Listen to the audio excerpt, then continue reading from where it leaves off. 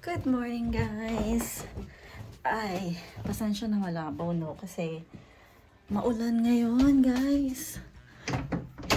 Oh. So, it's 10:30 pero nakabukas yung ilaw namin. Kasi naman, guys. Ay, hindi pala masyadong halata. Pero, sobrang lakas ng ulan. Ayun, guys, marami akong trabaho today. Today is Monday. Pero, yung, kumbaga, sa work ko, ang dami kong gagawin kasi bukas naka-day off ako at saka Wednesday half-day ako. So, kahit na naka-day off kami, yung trabaho namin, nandyan pa din. ganun yung work ko. So, pagbalik ko, andyan pa din siya. Plano ko gawin yung mga dapat kong gawin the next few days today. Kaya medyo hectic ngayon. And at the same time, ang dami kong trabaho ito sa bahay. Kaya nga ako mag-day off para naman bigyan ko ng time yung bahay.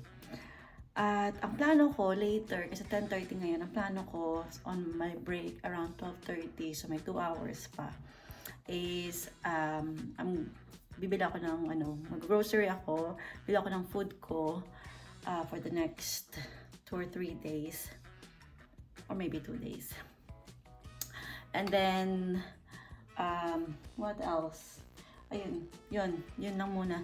Although, I'm not sure kung magagawa ko in 1 hour. Kailangan ko pa nga mag-shower baka mamayang gabi na ako mag-shower. Anyway, so yun nga, kakain ako and then mag-grocery in just 1 hour. And then, malakas yung ulan, so I'm not sure. Kung mamaya malakas yung ulan pa din, baka mag-car ako. Kasi, pambasa ako ng ulan, tapos hindi ako makaligo agad-agad.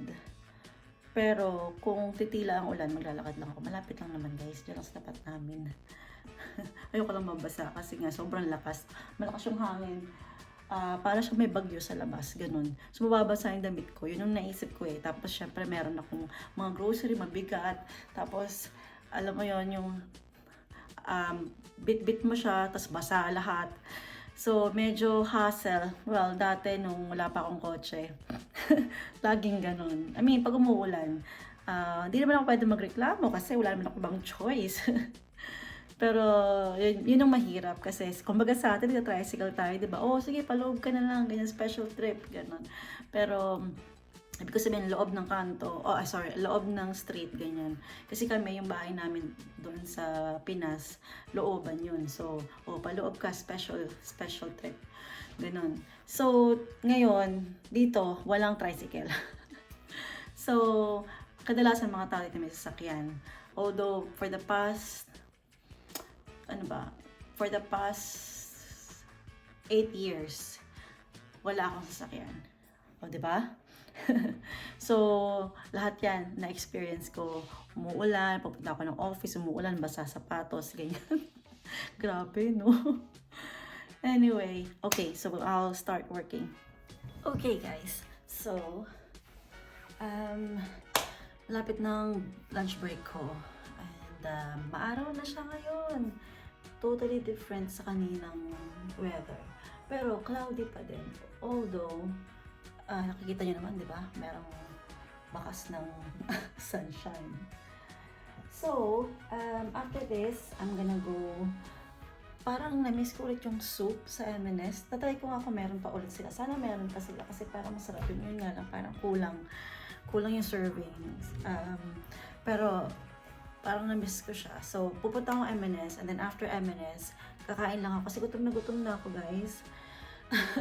Ang kinain ko lang kanina toast, 2 piraso, yun lang talaga. So, gutom na ako. Unahin ko muna yun, kakain muna ako doon. And then after that, pupunta ako ng Aldi para mag-grocery. So, ayan. Parang, wala ako, hindi pa ako naliligo, guys.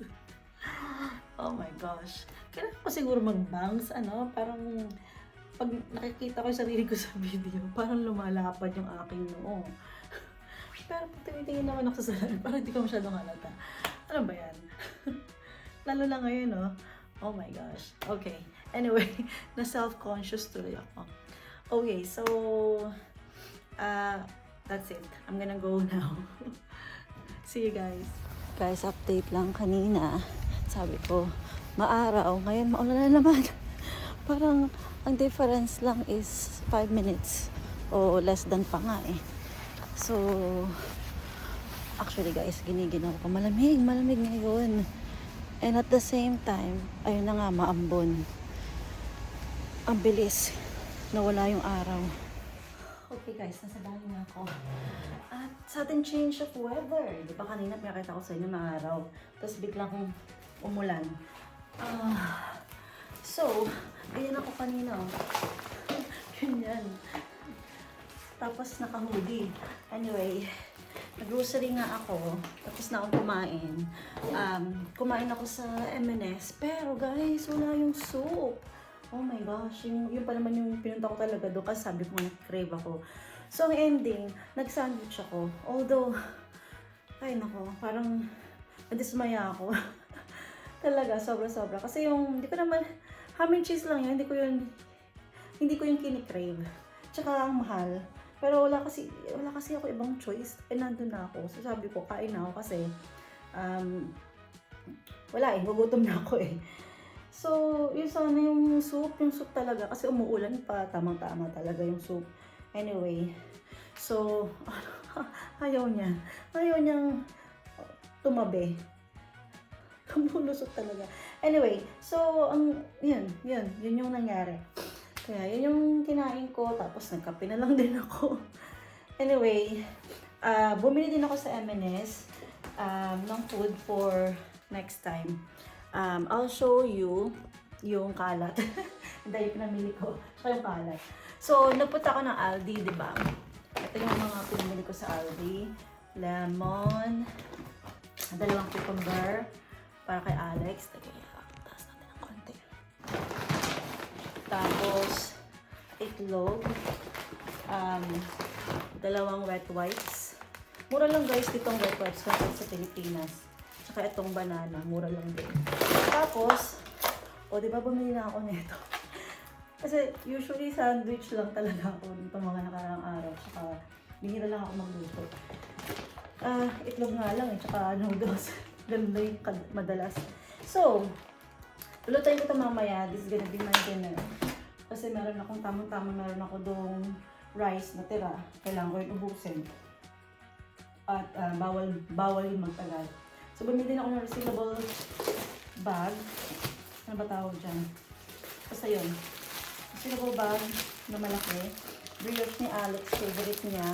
2 piraso ng mango. Strawberries, tissue. Ito. Ay, hindi pa pala. Tsaka ito lastly, pabango. Lalagay ko to sa toilet. First time ko bumili nun, so hindi ko sure kung effective ba yan, tsaka kung mabango, tsaka kung talagang maglalast siya.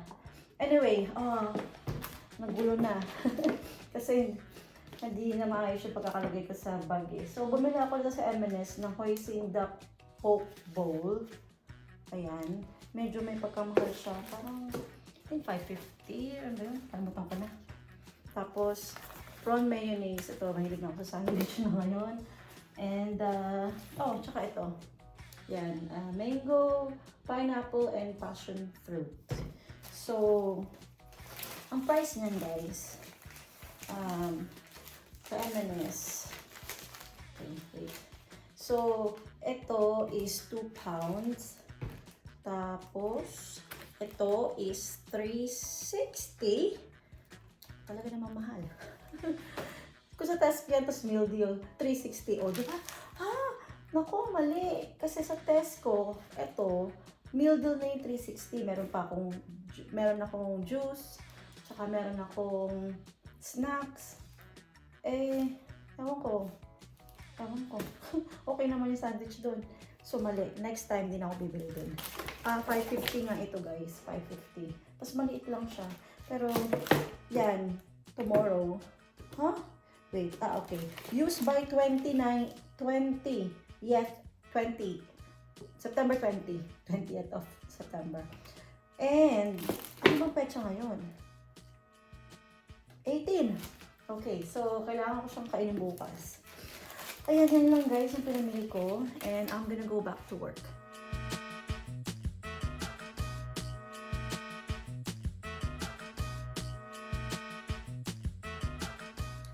Hi guys! Gusto ko na ipakita sa inyo to.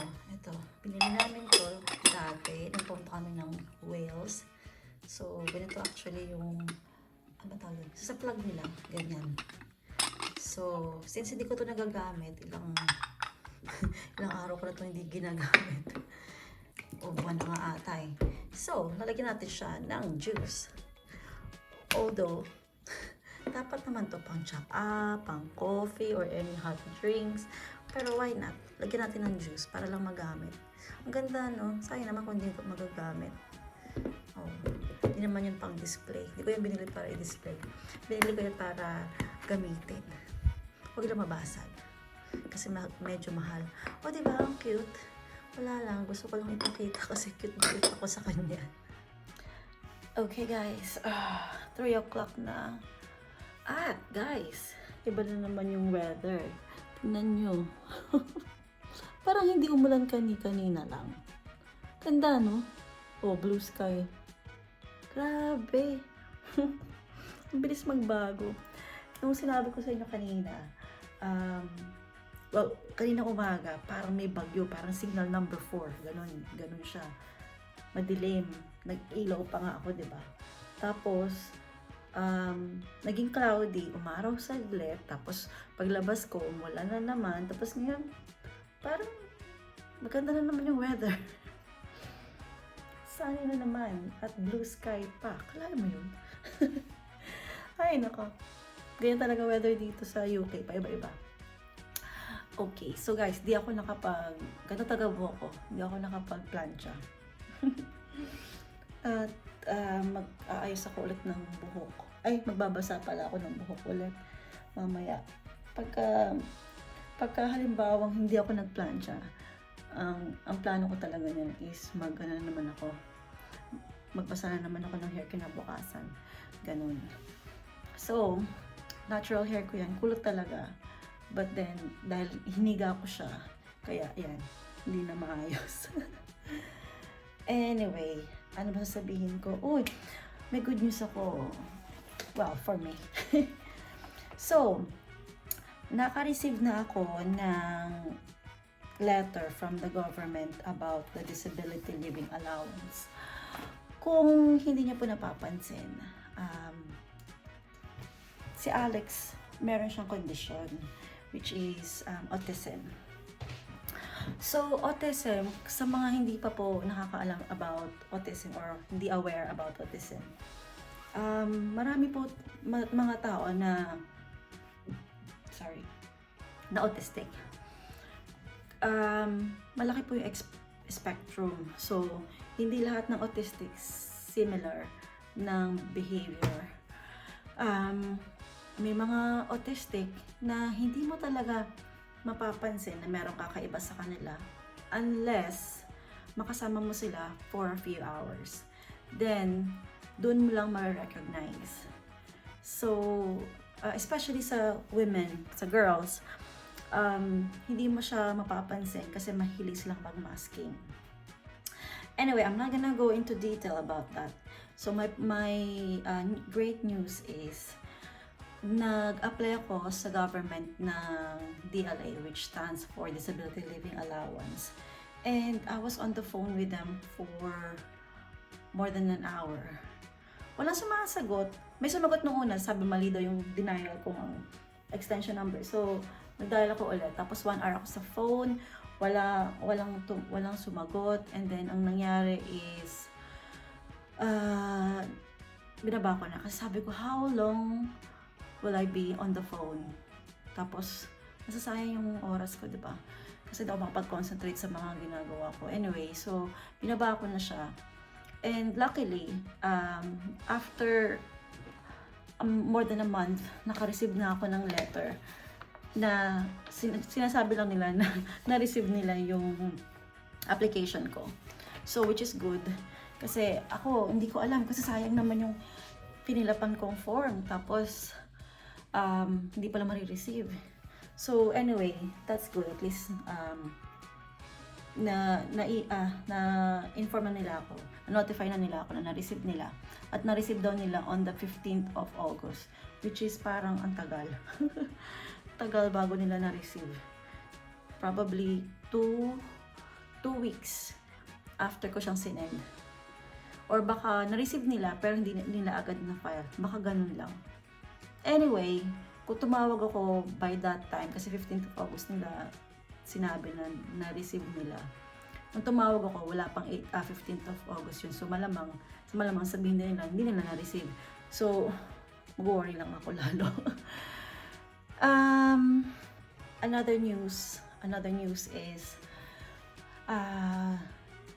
nag-book ako ng massage for tomorrow. And I wasn't really expecting na magkakaroon sila ng slot or na meron silang slot kasi short notice. Anyway, so nag-try lang ako kung meron kasi nga naka-day off ako tomorrow. And luckily, sabi niya, meron daw silang last minute cancellation, which is apparently very, very good dun sa timing, perfect timing. Kasi nga, ang gusto ko talaga is afternoon dahil gusto ko munang magtrabaho sa bahay. And then after trabaho, dun ka magre-relax, diba? So, which is, nakaschedule ako ng 3 p.m. Yun nga lang, I have to work as fast as I can in the morning para makapagpamassage ako. And then, sakto, kasi 1 hour yun. So, by 4 o'clock tapos na ako. And then uuwi ako dito, magbabiyahe ako. And then after that, susundin ko na si Alex. So, everything went well. Akalain mo yun. I wasn't really expecting, pero yun nga, may mga scenarios na hindi mo na-expect na magiging, it will fall into places. Alam mo yun, yung in-expect mo or yung winish mo na sana ito yung nangyari. Although this is not a very big deal, but for me, parang wow, I wasn't really expecting na makakuha ako ng slot, pero nakakuha ko ng slot and at the same time, dun sa time na gusto ko. So, yun lang, I was just amazed. So guys, I think I'm going to end the vlog here kasi it's gonna be, well, long. And at the same time, wala na akong ibabalita. Marami pa akong kwento, pero let's talk about it next time. So, that's it for now. And tomorrow, I'm gonna see you again kasi it's gonna be a long, busy day.